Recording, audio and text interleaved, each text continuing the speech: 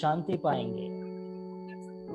हम लोग सब लोग ये जानते हैं कि परमेश्वर का इस वचनों को, और हमने कई बार पढ़ा है इस बात को, और हम देखते हैं कि परमेश्वर जब यीशु मसीह ने पहले जब सुसमाचार उसका संदेश सुनाने के लिए शुरुआत किया, तो उनके संदेशों में ये बात परमेश्वर ने कहा कि धन्य है वे लोग जो शौक करते हैं। और ये बहुत आश्चर्य की बात है कि कैसे जो शौक करते हैं वो धन्य हैं, क्योंकि संसार में अगर हम ये बात कहें तो वो लोग कहेंगे कि जो लोग आनंद करते हैं, जो लोग खुश है, वे लोग धन्य हैं। लेकिन परमेश्वर यहाँ पर हमें वचनों के द्वारा कहता है कि धन्य है वे लोग जो शौक करते हैं। प्रियो, बहुत सारे शौक होते हैं संसार में, बहुत सारे शौक है, लेकिन जो यीशु मसीह जो शौक के बारे में कह रहा है वो शौक अलग है। और उसके बारे में पवित्र पौलुस जो है उसके बारे में बहुत अच्छी तरह से बात करता है। अगर हम उसका 2 कुरिन्थी उसका 7वां अध्याय उसका 9 और 10 वचन पढ़ेंगे, कृपया करके कोई मदद करे मुझे पढ़ने के लिए। 2 कुरिन्थी 7वां अध्याय उसका 9वां और 10वां वचन। अब मैं आनंदित हूँ, पर इसलिए नहीं कि तुमको शोक पहुंचाऊं, वरन इसलिए कि तुमने उस शोक के कारण मन फिराया, क्योंकि तुम्हारा शोक परमेश्वर की इच्छा के अनुसार था कि हमारी ओर से तुम्हें किसी बात में हानि न पहुंचे। क्योंकि परमेश्वर भक्ति का शोक ऐसा पश्चाताप उत्पन्न करता है जिसका परिणाम उद्धार है, और फिर उससे पछताना नहीं पड़ता, परंतु संसारिक शोक मृत्यु उत्पन्न कराता है। आमीन। यहाँ पर हम देखते हैं कि जो पवित्र पौलुस है जो बहुत अच्छी तरह से बता रहा है कि ये जो शौक है ये परमेश्वर की इच्छा से आने वाला शौक है। और वो वहाँ पर कहता है कि ये जो शौक है तुमको शौक पहुंचा, वरन इसलिए कि तुमने उस शौक के कारण मन फिराया। जो मन फिराव का जो शौक है, जो शौक से मन फिरता है, जो शौक से हमें पछतावा आता है, जिससे हम अपने पाप को अंगीकार करते हैं, ये जो शौक है परमेश्वर इस शौक के बारे में कहता है कि ये शौक करने वाले लोग धन्य हैं। ऐसे शौक करने वाले लोग धन्य हैं, वो लोग शांति पाएंगे। हम बहुत बार देखते हैं कि संसारिक शौक भी है, परमेश्वर उनको नहीं कहता कि ये वो लोग धन्य है करके। परमेश्वर भक्ति के शौक को कहता है कि धन्य है। और वहां पर हम देखते हैं कि ये जो शौक है वो परमेश्वर की इच्छा से आने वाला शौक है, मतलब परमेश्वर को ये पसंद आने वाला शौक है। आज हमारे जीवन काल में हम कितना परमेश्वर के आगे रोते हैं, हम कितना परमेश्वर के आगे दुख करते हैं, हम कितना परमेश्वर के आगे अपने पापों को अंगीकार करते हैं। हम कितनी बार परमेश्वर के सामने रोकर परमेश्वर के सामने गिड़गिड़ाते हैं कि प्रभु तू मेरे पापों को क्षमा कर, तू मेरे पापों को धो दे, और शौक करते हैं। वहां पर हम देखते हैं 10वें वचन में, क्योंकि परमेश्वर भक्ति का शौक ऐसा पश्चाताप उत्पन्न करता है जिसका परिणाम उद्धार है। हम देखते हैं ऐसा शौक जिससे उद्धार उत्पन्न होता है, जिससे उद्धार होता है, जिससे पश्चाताप होता है, और उसके द्वारा हमें उद्धार आता है। आज हम बहुत सारे लोग कहते हैं कि हम उद्धार पाए लोग हैं, लेकिन कभी भी उनके जीवन में उन्होंने रोया नहीं है परमेश्वर के आगे, कभी भी उन्होंने परमेश्वर के आगे गिड़गिड़ाया नहीं, प्रार्थना नहीं किया। सिर्फ अंगीकार करने से ही नहीं, पर दिल से परमेश्वर के सम्मुख में पश्चाताप करके, शौक करके, परमेश्वर के सामने आंसू बहा के, अपने गुनाहों को अंगीकार करने के बाद जो पश्चाताप हमारे अंदर उत्पन्न होता है, वो पश्चाताप और वो शौक परमेश्वर की इच्छा के अनुसार होता है, और उसके द्वारा ही उद्धार होता है। बहुत सारे लोग कहते हैं कि मैंने उद्धार पाया, लेकिन ये बहुत अनहोनी बात है कि उन्होंने कभी रोया नहीं और कभी भी उन्होंने परमेश्वर के आगे शौक नहीं किया। आगे अगर हम देखते हैं 10वां वचन जो है उसके आखिरी बातों का अगर हम देखते हैं तो वहां पर लिखा है, परंतु संसारिक शौक मौत को उत्पन्न करता है। हम देखते हैं संसार में भी बहुत सारे शौक हैं, जैसे कि कुछ लोग अपनी परेशानी से और अपने तबीयत की वजह से, बीमारी की वजह से आने वाले जो शौक है वो मृत्यु को उत्पन्न करते हैं। आज हम देख रहे हैं बहुत लोग डिप्रेशन से और बहुत सारी चिंता करने की वजह से अपने आप को वो मार देना चाहते हैं, सुसाइड करना चाहते हैं। ये शौक के बारे में परमेश्वर नहीं कह रहा है। उस शौक के बारे में परमेश्वर नहीं कहता है कि वो लोग धन्य हैं, पर वो शौक जो पश्चाताप उत्पन्न करता है, जो परमेश्वर के आगे अपने पापों को अंगीकार करता है, वो परमेश्वर की इच्छा के अनुसार है। आज संसार में भी बहुत शौक कर रहे हैं लोग। किसी का बिजनेस चले गया, किसी का नौकरी चले गया, कोई कोरोना वायरस से मर चुके हैं, उनके परिवार के लोग शौक कर रहे हैं। लेकिन ये शौक संसारिक शौक है करके परमेश्वर का वचन बताता है। लेकिन परमेश्वर के आने वाला जो शौक है वो पश्चाताप उत्पन्न करता है। और मैं यहाँ पर आपको बताना चाहता हूँ कि जो लोग भी अपनी समस्या के लिए शौक करते हैं, जो भी लोग अपने समस्या के लिए दुख उठाते हैं, उनका शौक परमेश्वर के शौक में बदल जाना चाहिए। अगर आपकी जीवन में समस्या है, कोई चिंता है जिसे आप शौक कर रहे, रो रहे, गिड़गिड़ा रहे हैं, तो मैं आपसे कहना चाहता हूँ कि आप अपने उस शौक को परमेश्वर के शौक में बदल दीजिए। आप पछताइए आगे, आप गिड़गिड़ाइए परमेश्वर के आगे, आप रोइए परमेश्वर के आगे, क्योंकि ये समय है परमेश्वर के आगे गिड़गिड़ाने का, रोने का। आज पवित्र आत्मा परमेश्वर, जब मैं प्रार्थना कर रहा था और मैंने कहा कि मैं किस संदेश को बांटूं, कौन से बातों को बांटूं, तो परमेश्वर ने मुझे ये वचनों को दिया और मुझे नहीं पता था कि मैं उसे कैसे बताऊंगा, लेकिन पवित्र आत्मा ने कहा कि नहीं, मुझे इसी बारे में बात करना है। आज बहुत सारे हम देखते हैं कि संसार में हम सब प्रेम म्यूट हो गया, म्यूट, सॉरी। तो हम संसार में खुश होना चाहते हैं, हम अपने जीवन में आनंद चाहते हैं, लेकिन परमेश्वर चाहता है कि हम उसके आगे रोए, हम उसके आगे पश्चाताप करें, हम उसके आगे गिड़गिड़ाए। और ये जो पश्चाताप है, ये जो शौक है, ये परमेश्वर की ओर से आने वाला शौक है और ये परमेश्वर को पसंद है। और परमेश्वर कहता है कि ये परमेश्वर की इच्छा के अनुसार है। और वे लोग जो पश्चाताप करते हैं, जो शौक करते हैं, वो लोग धन्य है करके परमेश्वर कहता है। अगर मैं अभी संसार में ये बात कहूंगा, जो कोरोना वायरस से मर चुके हैं उनके बीच में जाके कहूंगा कि आप धन्य हो क्योंकि आप शौक करते हैं, तो लोग तो मुझे मारने लगे। क्योंकि शौक जो है वो परमेश्वर की आने वाला जो शौक है वो धन्यता लेके आता है, वो आशीष लेके आता है। वहां पर लिखा है कि वो लोग जो शौक करते हैं वो शांति पाएंगे। मैं आपको एक स्त्री के बारे में बताना चाहता हूँ। हमने बहुत बार पढ़ा है, जो स्त्री लूका में 7वां अध्याय उसके 38 वचन में हम देखते हैं कि वो जो स्त्री जिसने अपने बालों से और अपने आंसुओं से परमेश्वर के जो पैरों को धोया, अपने आंसुओं से परमेश्वर के पैरों को धोया। और वहां पर एक बहुत अच्छी बात देखने की बात है। अगर आप उसका 44 वचन पढ़ेंगे, 7वां अध्याय उसका 44 वचन, भाई अगर आप पढ़ के मुझे मदद करें। लूका 7वां अध्याय उसका 44 वचन। और उस स्त्री की और फिर कर उसने शमौन से कहा, क्या तू इस स्त्री को देखता है? मैं तेरे घर में आया, पर तूने मेरे पाँव धोने के लिए पानी न दिया, पर इसने मेरे पाँव आंसुओं से भिगाए और अपने बालों से पोंछा। हम देखते हैं यहाँ पर परमेश्वर ने पहले उस स्त्री के बारे में विषय में बात नहीं की, या फिर उस स्त्री उसमें रखा गया था वो पात्र जो बहुत ही कीमती था, उस पात्र के विषय में पहले बात नहीं किया। लेकिन वो उस व्यक्ति से बोलते समय वो पहले उस स्त्री के आंसुओं के बारे में पहले बात करता है। वो कहता है कि वो स्त्री ने अपने आंसुओं से मेरे पैरों को धोया है। परमेश्वर आंसुओं से बहने वाले जो व्यक्ति है, जो अपने आप को दुख करते हैं, परमेश्वर के लिए रोते हैं, परमेश्वर के आगे गिड़गिड़ाते हैं, उन लोगों से परमेश्वर बहुत प्रेम करता है।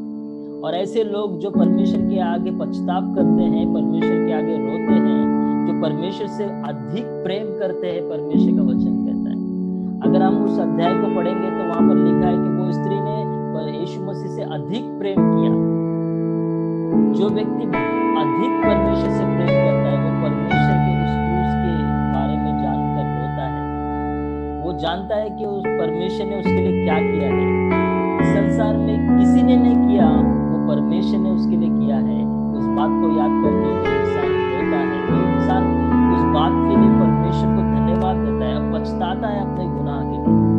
और मैं ये बोलना चाहता हूँ मेरे प्रियो के, परमेश्वर के सामने से एक ही बार हमें पछताना नहीं है, लेकिन हमारे जिंदगी में हमें बार बार परमेश्वर के आगे रोना है, बार बार पछताना है, बार बार परमेश्वर के आगे गिड़गिड़ाना है, बार बार परमेश्वर के आगे हमें उस प्रेम को बताना है जो परमेश्वर ने हमारे जीवन में किया।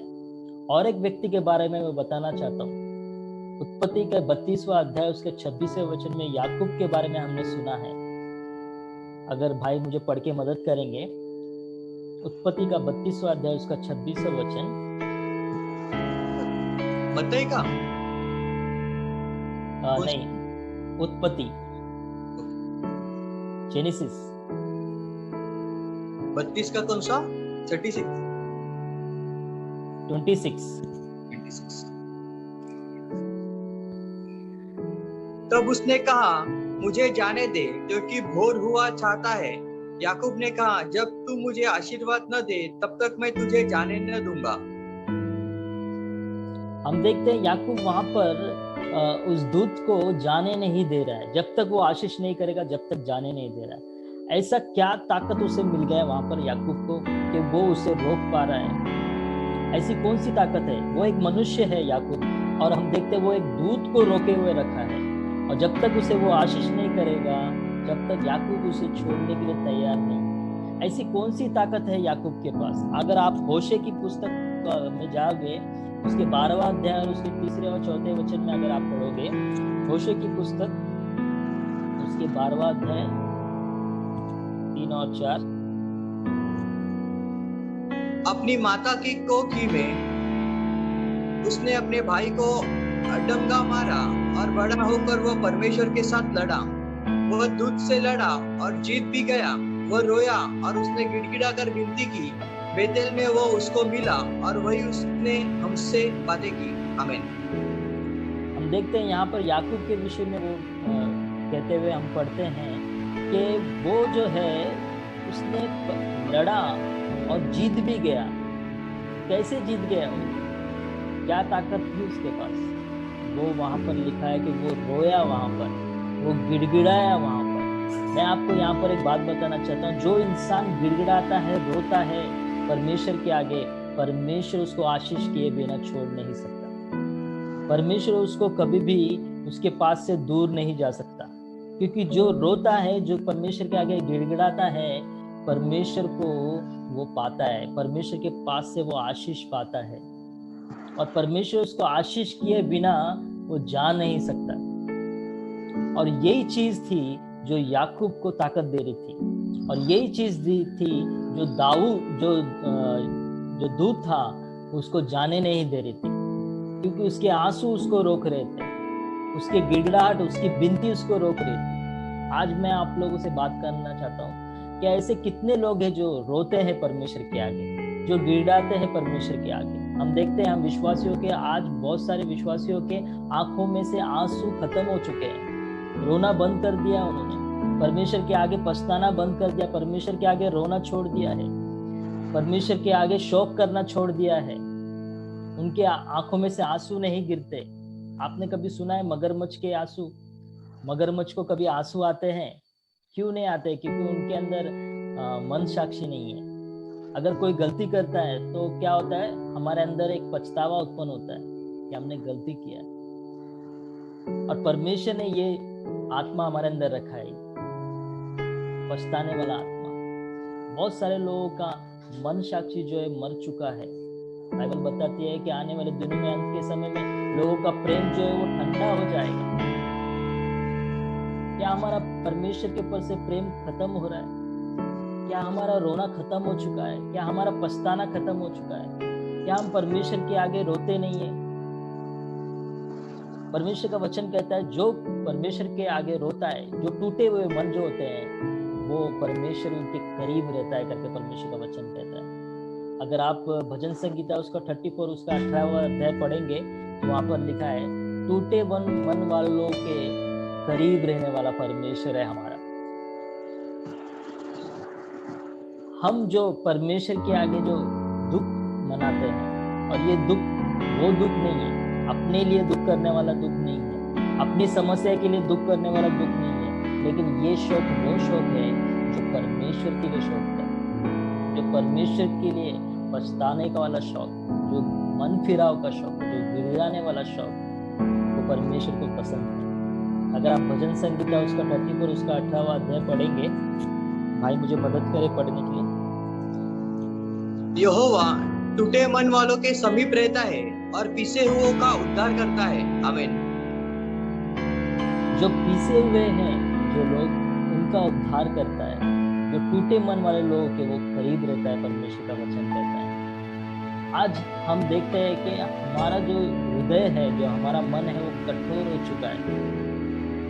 हमारा मन जो एकदम कठोर बन चुका है। परमेश्वर चाहता है कि आप उनके सामने परमेश्वर के आगे घुटने टेक के अपने हृदय को तोड़िए, अपने हृदय को परमेश्वर के आगे तोड़िए और परमेश्वर के आगे गिड़गिड़ाइए, रोइए। तो परमेश्वर आपके करीब आएगा, तब परमेश्वर आपके समीप आएगा, तब परमेश्वर आपके आंसुओं को पोंछेगा। क्योंकि परमेश्वर जो रोता है, जो गिड़गिड़ाता है, उसके समीप में रहने वाला परमेश्वर है, उसे आशीष करने वाला परमेश्वर है। तो कितने लोग हम परमेश्वर के आगे रोते हैं, कितने लोग हम परमेश्वर के आगे रोते हैं। बाइबल में अगर हम देखते हैं कि एक वचन ऐसा है, भजन संगीता उसका 56 अध्याय उसका 8वां वचन ऐसा लिखा है कि परमेश्वर ने जो हमारे आंसुओं को उसकी कुप्पी में जमा करके रखा है। बचपन में मुझे ये बात याद आती है जब ये वचन पढ़ता हूँ। बचपन में जब हम दोस्त लोग थे, तो हम दोस्त लोग मैंने एक देखा, मेरा एक फ्रेंड था जो जिसके हाथ में कुछ था। तो मैंने उससे पूछा क्या है वो, क्या छुपा रहे हो आप, क्या बात है, क्या है। तो वो बहुत शर्मा रहा था, बहुत हंस रहा था, मुझे समझ में नहीं आया वो क्या है। मैंने उससे जिद किया कि नहीं मुझे दिखा वो क्या है, क्यों आप ऐसा कर रहे हो, क्या है। तो मैंने उसके हाथ में देखा कि एक पुड़ी थी और उसके अंदर नाखून थे, नाखून। मैंने उसको पूछा ये नाखून क्यों रखा है आपने, क्या बात है ऐसी। तो बहुत शर्मा रहा था, हंस रहा था, बहुत शर्मा रहा था, मुझे समझ में नहीं आया क्या बात। मैंने बहुत जिद किया, उसे पूछा कि क्या है। तो उसने बताया कि उसकी गर्लफ्रेंड का नाखून उसने छुपा के रखा है। तो तभी तो मुझे बात समझ में नहीं आई और मैंने बहुत उसका मजाक उड़ाया। लेकिन जब ये वचन में पढ़ता हूँ तब मुझे बात याद आता है कि परमेश्वर इतना प्रेम करता है कि वो हमारे आंसुओं को छुपा के रखता है। और अगर इमेजिन कीजिए जब आप स्वर्ग जाएंगे और परमेश्वर के सामने खड़े रहेंगे और आपको जो कुप्पी दिया जाएगा उसमें आंसू ही नहीं है,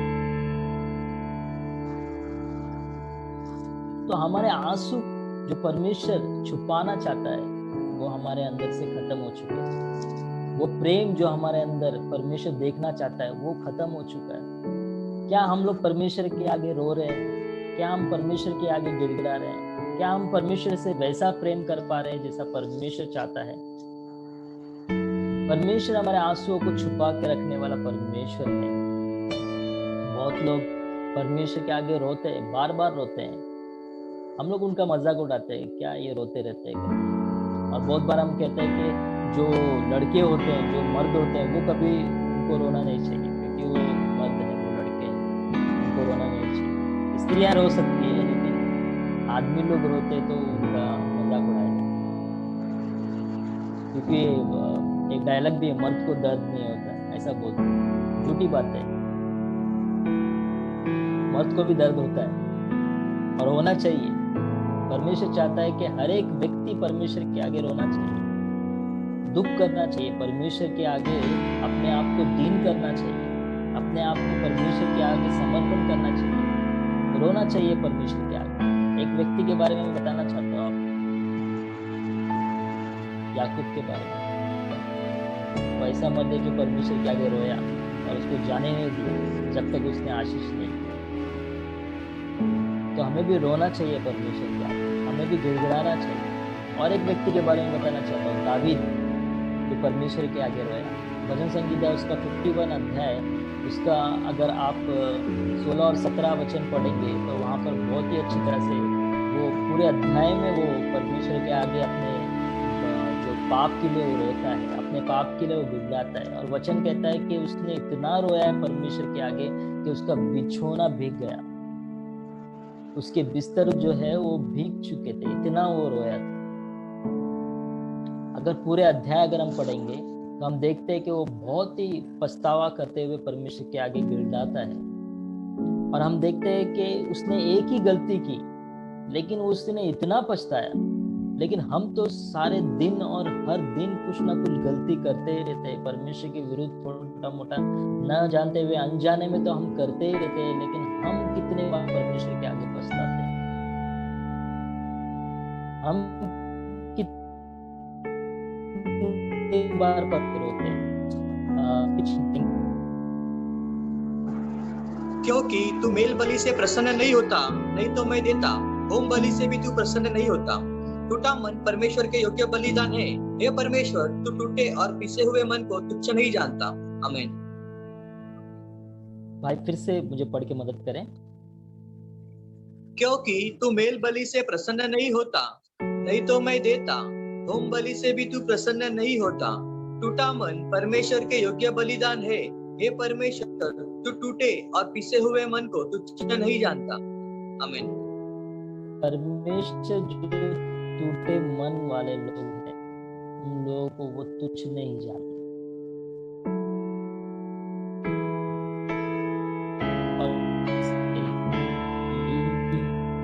टूटा हुआ मन अपने को तोड़कर उनको के परमेश्वर के आगे पछताना, गिड़ाना, रोना, परमेश्वर के आगे अपने पूरे पाप को अंगीकार कर लेना, अपने मन को पूरी तरह खाली कर देना, यही सबसे बड़ा बलिदान है। यही सबसे बड़ा बलिदान है। हमारी सबसे अच्छी आराधना यही है कि हम परमेश्वर के आगे अपने पाप का अंगीकार करते हैं, अपने पापों को हम परमेश्वर के आगे रख देते हैं। और ऐसे से परमेश्वर प्रेम करता है, ऐसे लोगों से परमेश्वर उनके करीब रहता है, प्रभु का वचन कहता है। आइए मैं जल्दी से खत्म करूंगा। लास्ट में और एक व्यक्ति के बारे में बताना चाहता हूँ, जिसे प्रभु यीशु मसीह जब क्रूस पे चढ़ने से पहले उनके ऊपर कोड़े बरसाए गए और उनको बहुत मारा गया, उनकी दाढ़ी खींची गई, उनको उन कांटों का मुकुट पहनाया गया और रात भर वो जागे। और इतने तकलीफ होने के बाद भी परमेश्वर, इतने श्रमा में गुजरने के बाद भी, उस क्रूस को उठाते समय भी परमेश्वर यरूशलेम की पुत्रियों को देखकर कहता है कि तुम मेरे लिए नहीं पर अपने बच्चों के लिए आंसू बहाओ। अगर आप उसका वचन पढ़ेंगे, लूका का उसका 23वां अध्याय उसका 28 वचन पढ़ेंगे। ब्रदर कौन सा? लूका उसका 23:28 23वां अध्याय उसका 28 वचन। यीशु ने उनकी ओर फिर कर कहा, हे यरूशलेम के पुत्रियों, मेरे लिए मत रो, परंतु अपने और अपने बालकों के लिए रो। हम देखते हैं यहाँ पर पिलातुस ने अपने हाथों को धो लिया कि यीशु मसीह को क्रूस पे चढ़ाने का जो शाप है उसके ऊपर ना आ जाए। लेकिन यीशु मसीह ने ये जान लिया था कि जो शाप यरूशलेम के ऊपर आने वाला है, उस पाप के लिए पछताना बहुत जरूरी है, गिड़गिड़ाना जरूरी है। इसके लिए यरूशलेम की पुत्रियों से कहा कि तुम रो, क्योंकि आने वाला जो दिन है वो बहुत बुरा है, आने वाला जो दिन है वो बहुत कठिन समय है। अपने बच्चों के लिए रो करके परमेश्वर ने वहां पर कहा।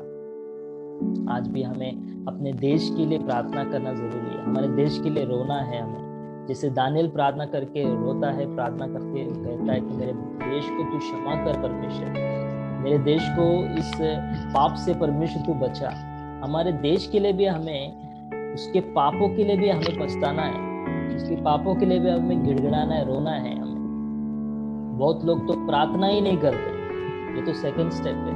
आप फर्स्ट स्टेप में ही गिर जा रहे हो। हम प्रार्थना ही नहीं कर रहे अपने जीवन में। प्रार्थना करना कितना जरूरी है। परमेश्वर ने कलीसिया को इसीलिए चुना कि हम प्रार्थनाएं करें, और परमेश्वर चाहता है, आज पवित्र आत्मा ये बात करना चाहता है कि हमें अपने देश के लिए गिड़गिड़ाना है, हमारे देश के लिए हमें प्रार्थना करना है, रोना है हमारे देश के लिए कि प्रभु हमारे देश को तू क्षमा कर, हमारे देश को परमेश्वर तू बचा ले। क्योंकि ये जो समय है, ये समय कठिन समय है, इससे भी कठिन समय आने वाला है। वचन कहता है कि ये तो पीड़ाओं का आरंभ है करके प्रभु का वचन कहता है। ये जो अंत का समय है, इसमें जो अभी पीड़ा शुरू हुई, ये तो पीड़ाओं का आरंभ है, इसके आगे और बहुत सारी पीड़ा आने वाली है। हमें उसके लिए प्रार्थना करना है, हमारे भारत देश के लिए प्रार्थना करना है, रोना है परमेश्वर के आगे। जो परमेश्वर से प्रेम करते हैं वो परमेश्वर के आगे गिर जाते हैं, रोते हैं। तो अपने मन को तोड़िए। मैं एक बात बोलना चाहता हूँ, अगर आप परमेश्वर के आगे गिड़गिड़ाते नहीं हो, ये अनुभव में अगर आप आते नहीं हो, तो जैसा परमेश्वर का वचन कहता है, पीसे हुए को परमेश्वर कुछ नहीं जानता। अगर आप पीसे हुए नहीं होगे तो परमेश्वर आपको पीसेगा।